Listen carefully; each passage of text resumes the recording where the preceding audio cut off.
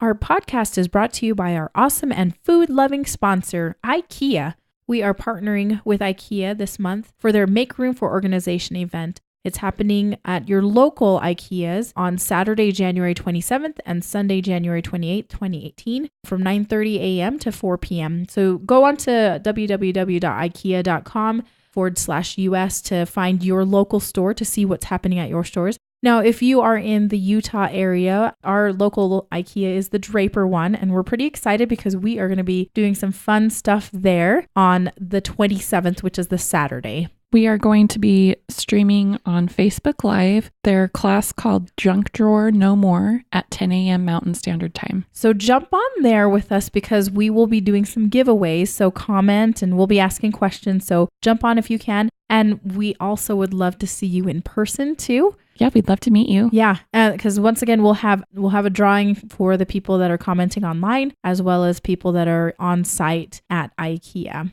And if you scan your IKEA friends and family card, then you can be eligible for a drawing and a giveaway for a $100 gift card to IKEA. I know there's kind of a lot of cool stuff going on. So we hope you are able to make it for the Make Room for Organization event with IKEA. Winter, have you heard of the garlic diet? No. You don't lose much weight, but from a distance, your friends think you look a lot thinner. I need to get on that then. Hungry Squared, bringing you the best food talk anywhere. Welcome to the Hungry Squared podcast, where the brain and belly meet. I'm Sharon from the Wasatch Cooking Guide. And I'm Winter from theredparty.com. This week, we are talking about starving of fever and feeding a cold. Is that the saying? I don't know. We're talking about being sick, and we're talking about foods to fight your sickness. Because I'm sick, you guys. Let's talk about it. Sharon, how are you doing this week? I'm good. I am healthy and I am happy. Knock on wood. I know. We're like across the table from each other and I'm trying not to breathe on her. And yeah, I think I'm on the up and up, but still. Which is good news. It's great news because the last few days have been pretty sad for me. Actually, thankfully, everybody in my household has been fairly healthy besides me, the sicko. Yeah. You've got an upper respiratory infection. Is that right? Yeah. Not the flu. Not the flu. It's a bad flu season, guys. Yeah, it really is. Take care. So we're definitely talking about that. But Sharon, how has your week been? It's been good. Have you eaten anything good this week? I have. I had some roasted shrimp enchiladas. Oh. I found a recipe that I altered just a tiny bit from Damn Delicious. Mm-hmm. She's a blogger, damndelicious.com. Okay. For roasted shrimp enchiladas. And I made them with corn tortillas. And I've discovered that the secret to using a corn tortilla in your enchilada, because they don't fold really well. They don't. Not easily. They really crumble. They can crumble pretty easily. Yeah. And a lot of people don't like them for that reason. Mm-hmm. But the secret is crisping them up. So did you put them on, just got a skillet, and did you crisp them up in the sense of like you put a little oil down too? No. What I did was I got a dry skillet. Okay. Just the small one that we use to make eggs in. Mm-hmm. And I warmed them up about medium to medium high heat. Mm-hmm. And about 20 to 30 seconds per side. Okay. So they just barely start to blister at that point. And they do get a little bit drier than when you take them out of the package. And so you think that they're going to even tear more. Right. But once they get the food in them and stuff like that, it actually makes it really easy to roll. It feels like though, because I think when they make those corn tortillas, there's a little bit of oil or grease in them. Mm-hmm. And so when that gets warmed up, that I think would make it a little bit more malleable, like more foldable. Yeah. So maybe that's why it's interesting. Okay. So corn tortillas were They were a hit. They were a hit. And I will definitely be making this recipe again. It called for a jalapeno cream sauce. Ooh. I actually don't like the flavor of jalapenos. Oh, really? They're kind of too earthy for me. Oh. So do you prefer a different type of pepper? I don't get it. Yeah. Oh. I like Anaheim's, habaneros, chipotle. So the chipotle pepper is actually a jalapeno pepper that's been roasted. But the flavor profile changes immensely. It's so yummy. And so I did some chipotle peppers in adobo sauce. Adobo sauce is so yummy too. Yeah, so that's what I made the cream sauce out of. Oh, nice smoky flavor, I'm sure. Yeah, so instead of an enchilada sauce, I had this cream sauce. And I used a broccoli slaw because she calls for a couple different vegetables in her recipe, which would have been good, but I just didn't have a lot of time. So I would recommend using half a bag of broccoli slaw instead of the vegetables, and it was perfect. Nice. You can buy the broccoli slaw just at the store. It's already prepared. Pre-made, usually in the salad section by the bag salads. Nice. Okay. So it was great. That was a good tweak. Actually, that's smart. How was your week? Have you eaten anything good this week? Yeah, I did before I got sick, actually. I fell ill on Tuesday night, and it was pretty rough going, and everything has been pretty bland since then. Okay. But before then, we celebrated Russian Christmas. Oh, tell us more about that. So Russian Christmas actually falls on, it changes from year to year, but I believe this year it fell on Sunday. And so my friend, my fellow, we went to high school together. Hey, Christina. And she and I took Russian class together when we were younger. And so we've just been buddies ever since we were the band. We just took a ton of classes together. And so, but That's every fun. year she hosts this Russian Christmas party because we both lived in Russia at one point in time.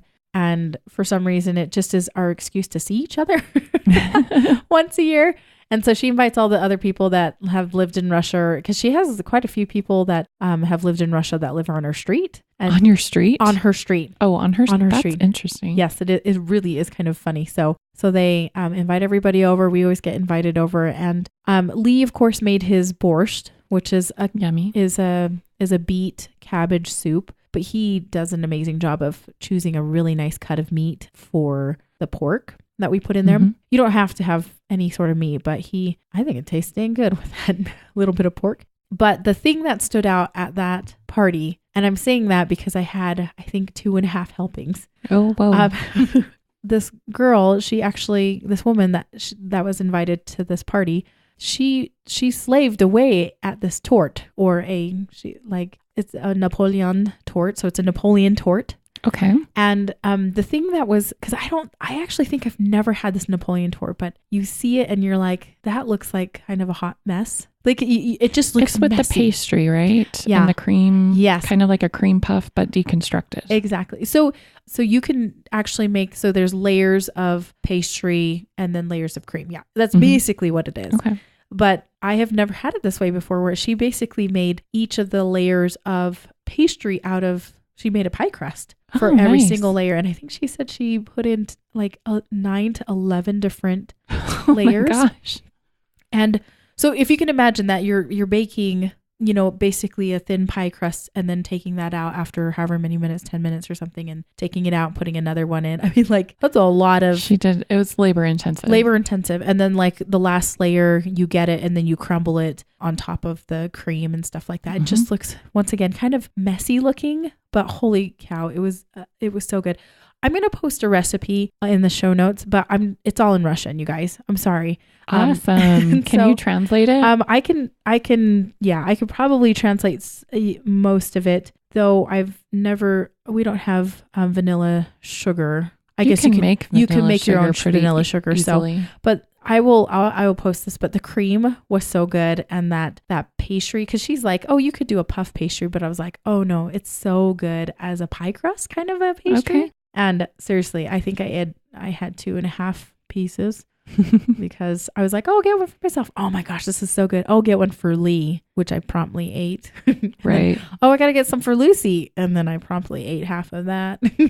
So it was super good. Once again, I'll post the link if you want to take a look at it, and I will try and translate all of it, but you may not be able to get all the ingredients. So you're going to have to kind of figure it out for yourself. There's always Amazon. Yes, there is always Amazon if you really want it. But most of it, I think you should be able to find. So yeah, that was the good thing that I ate, that I'm still holding on to that memory, because I haven't been able to eat much after that. Oh, that's a good memory though. Yeah, it is. And now for the main course. Let's get down to our topic at hand, and that is sick food. Yeah. Sicko food. Foods that will help you when you are sick. So Sharon, there's a saying, and I never get it right. And I think I don't ever get it right because nobody ever gets it right. Like, I think it's changed so much. I think the maxim is feed a cold, starve a fever, right? And there was a saying in a 1574 dictionary by John Withals, which noted that fasting is a great remedy for a fever. But I think everybody gets it wrong. Like, it's always interchanged. Like, I don't know if I'm supposed to be starving or feeding this cold or vice versa. And so I wanted to talk about that first because I thought it was very fascinating. I'm referencing an article in the scientific journal Science. Okay.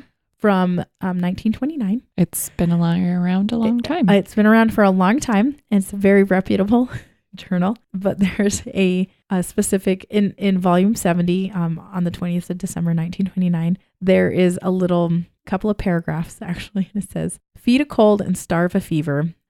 Of Science for November 22nd is the statement, nothing could be farther from the right than the injunction, feed a cold and starve a fever. Quite correct. If it is an injunction, as probably the great majority understand it to be, but isn't really a warning to the effect that if you do eat heavily when you have a cold, you may expect to get worse and have a fever to starve. So the fact that they had to like state this, like, hey, this is just a saying, everybody. It's really, don't go by this. It was just, I thought it was super funny. So W.J. Humphreys is the one that commented on that. Nice. I know. The most recent information, you've heard it here. I know, 1929, right? Okay, I want to read the last little bit of it. It's kind of funny. It says, lie down with the dogs and get up with fleas, spare the rod and spoil the child, and a lot of other similar sayings in telescoped English are not injunctions by any means, but wise maxims of the same elliptic type as the one about stuffing when you have a cold, all from the same piece of cloth, and fine cloth it is when worn right side out. What? I just think it's so funny.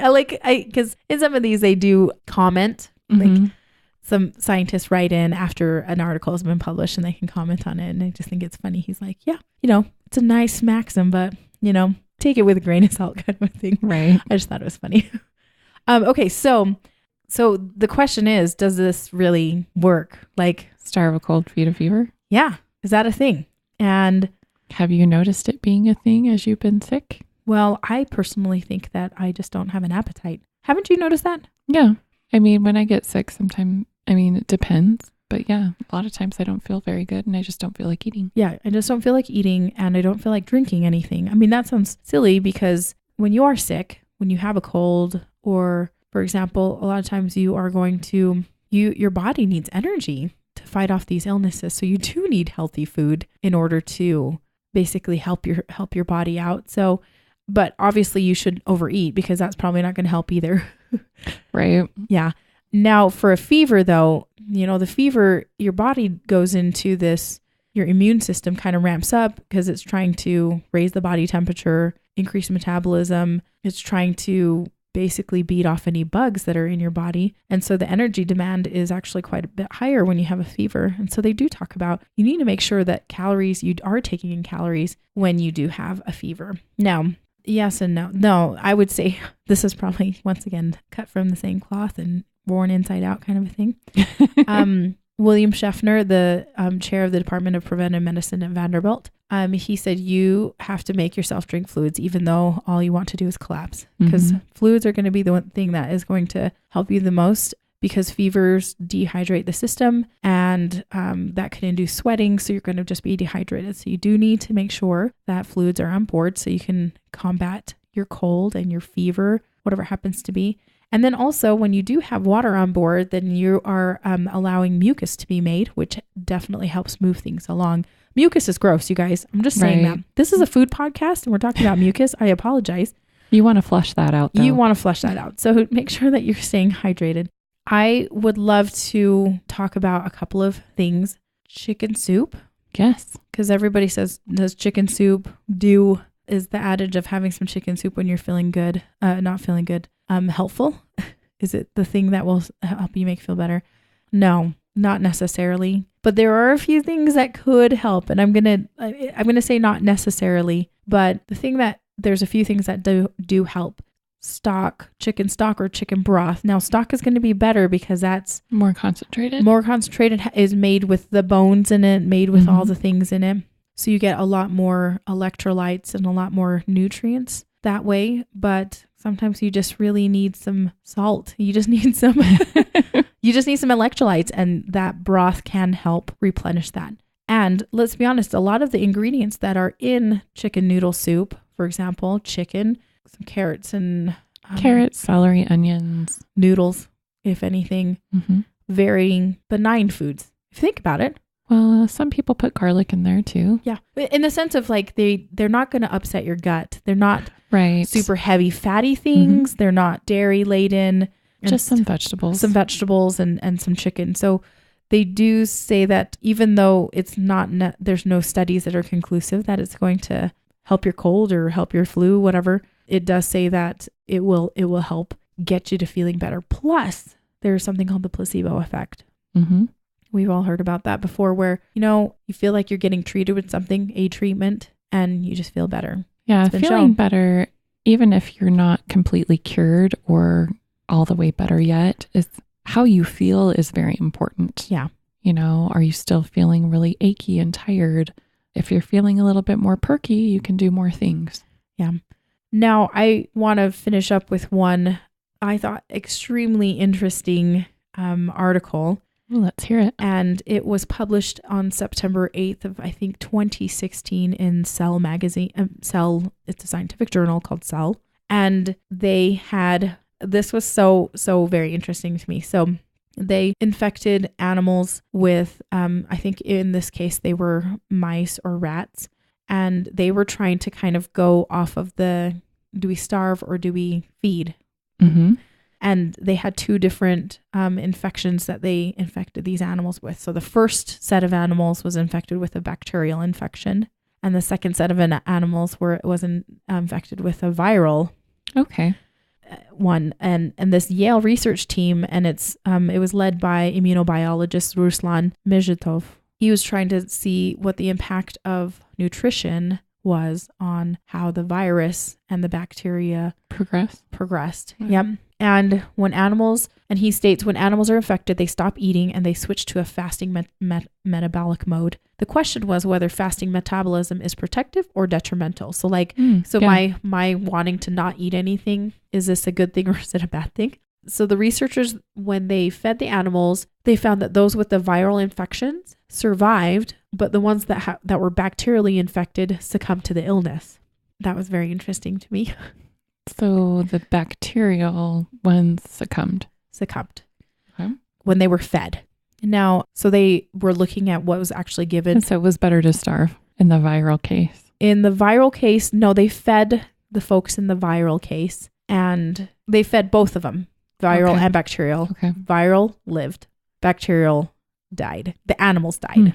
So they looked at the different ingredients, the individual nutrients that were given to the animals, fat, protein, and glucose, and they determined that glucose was responsible for the opposing effects of nutrition on the infection. So then they repeated the experiment, but used chemicals to block the glucose metabolism by the animals, and the results were reversed. So the mice infected with bacteria survived, and the mice infected with viruses did not. So it was just like, oh my gosh. So it really depends on like the fasting. If you're in a fasted state, that leads to the production of ketones. So I know that there's a lot of talk about the keto diet and stuff like that, because you're kind of sometimes in this little fasting state. It's another type of fuel. And those animals, they tolerate a bacterial infection a little bit better when they have fasted versus like in a fasted, quote unquote, fasted state. So not as well fed. So I just thought this was really interesting because they concluded like, obviously this is very early information about these diet preferences and what's happening to the body. But he's like, it could be interesting to note that if you can figure out what the origin of the infection is, if it's bacterial or viral, you might be able to treat a patient by food or lack thereof, or, in order to help them in an acute setting. That was kind of their conclusion.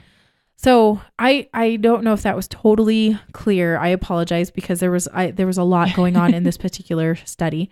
So I'll post a link to the paper and actually a little video that he describes. It's actually kind of a good little illustration of what he did. But I think there is actually something to be said about this, what you do to your body nutritionally in order to help your infection out.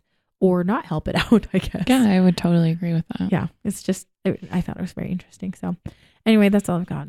So I just wanted to talk about some remedies, some kind of home remedies, Okay. if you will. There's a lot of information out there. And sometimes it's hard. There's a lot. And sometimes it's hard to wade through it all and figure out, like, is this bunk or is this like a good idea to follow? Yeah.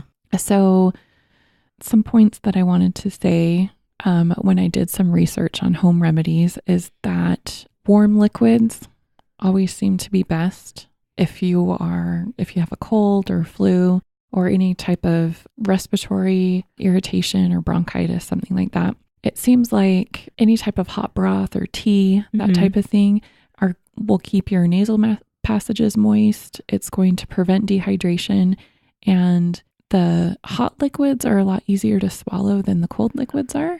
And that can kind of fight your throat inflammation a little bit, just kind of soothe your throat in that way.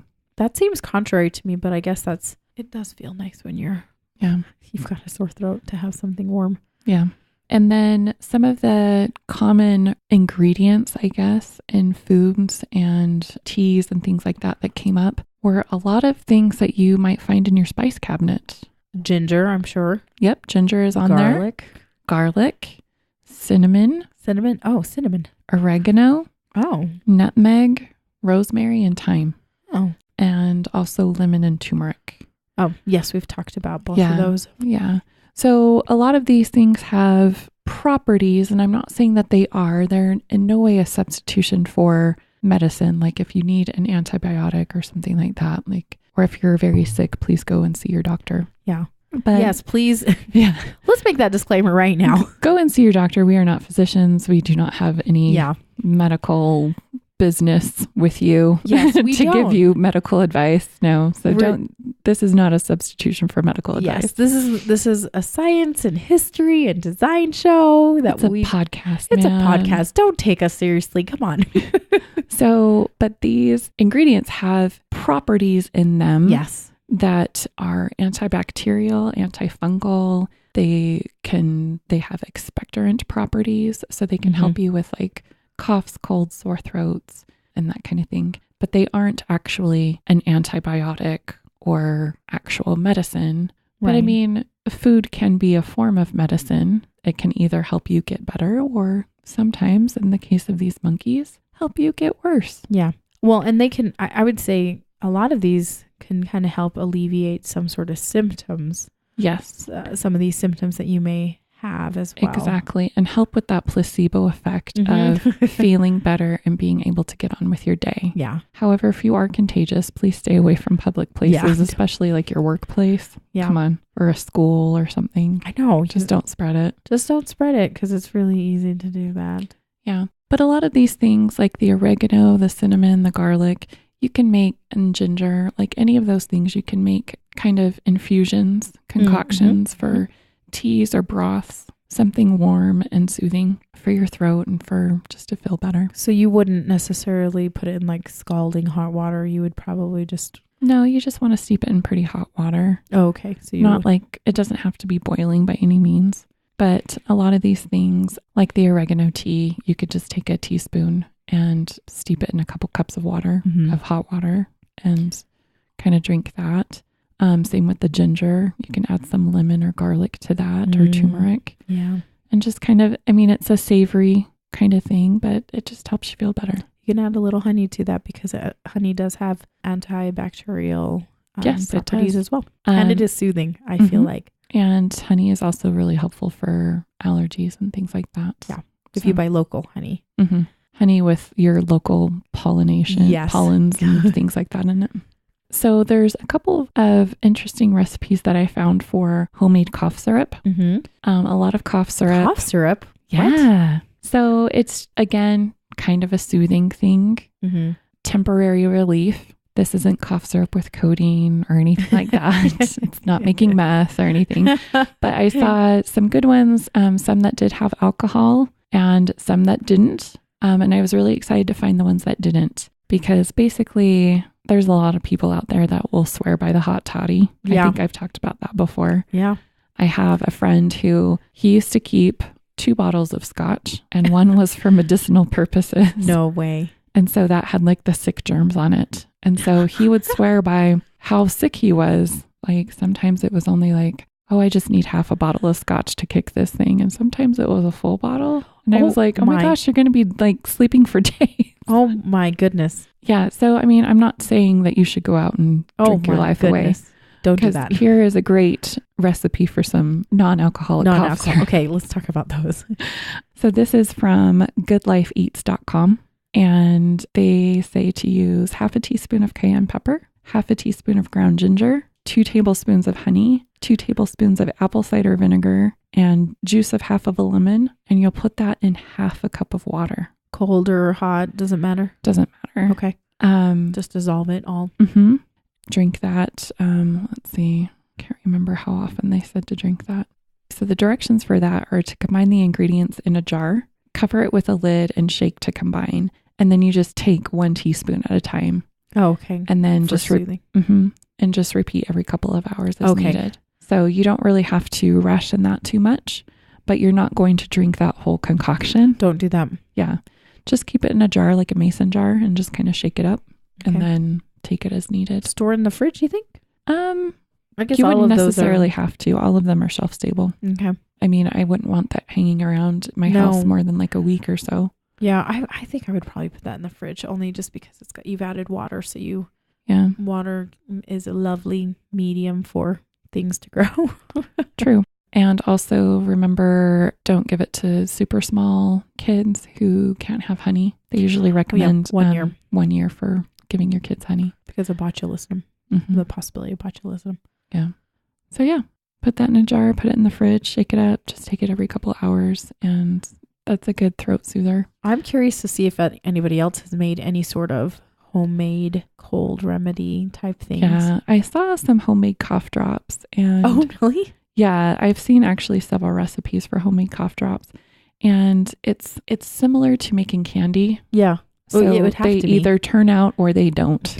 You got to get a thermometer. You need a candy thermometer to make those. Awesome. And so lots of reviews on some of the same recipes. Some of them go well and some of them don't. Right. So it's kind of a trick to that, but I figure, usually cough drops are only a couple bucks, so I can just buy those at the store. It's no big deal. Yeah. But the cough syrup though, I was kind of excited about that because it's all stuff that you've got in your cupboard. Yeah, we already have. And so no harm in that.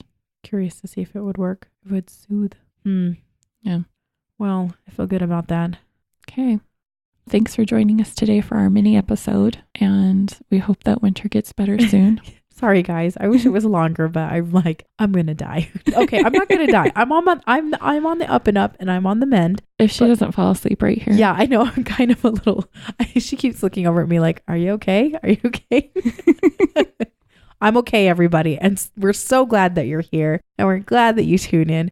We really would love it if you guys joined us for the IKEA event, either on site or during our live stream. We're probably going to do Facebook Live as well as Instagram Live. So follow us at Hungry Squared at Instagram, and Facebook is just a Hungry Squared podcast, so you can find us there. Yeah, it should be super fun. We're doing the first workshop at 10 o'clock Mountain Standard Time on January 27th. And then we're also going to be chatting with Andrea Sorensen from IKEA and talking about some common things that you can get at IKEA to get your life together in regards to organization. And she's like, I'm going to show you guys some stuff that I'm pretty sure people are using wrong. Oh, excellent. I know. I'm excited about that. I know. I was really, really super excited about that because I'm like, oh yeah, because I'll toss out a tool that I don't understand.